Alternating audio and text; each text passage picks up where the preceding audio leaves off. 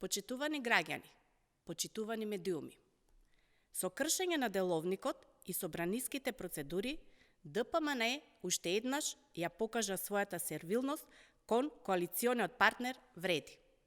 Најпрво со повлекување на Законот за средно образование, овој пат преку итната промена на Законот за просветна инспекција, спротивно на деловникот, овозможувајќи му на својот коалиционен партнер да назначи свој кадар кој ќе ги спроведува наредбите на Јаневска, штитејќи ги партиските подобни на ДПМНЕ. Ова е партизација на штета на образованието.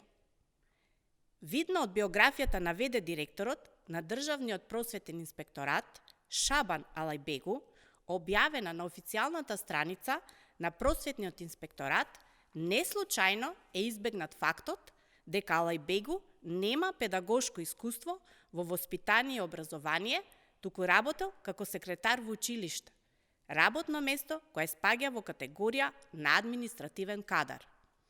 Со измената на Законот за просветната инспекција, очигледно е дека кандидатот за директор на Државен просветен инспекторат на ДПМНЕ и Вреди нема познавање на англискиот јазик и не може да се стекне со соодветно меѓународно признаен сертификат, па му се овозможува на сила да се стекне со потврда на полесен и поедноставен начин во институции каде владеачката коалиција може да влијае.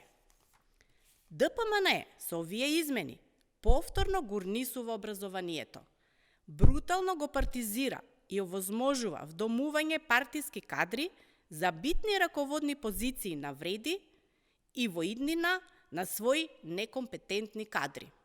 ДПМНЕ, наместо да стави акцент за целосна примена и функционалност на законите, продолжува кон неусогласеност со единствена цел – создавање можности за необјективност, манипулација и поделба на партиски подобни и неподобни.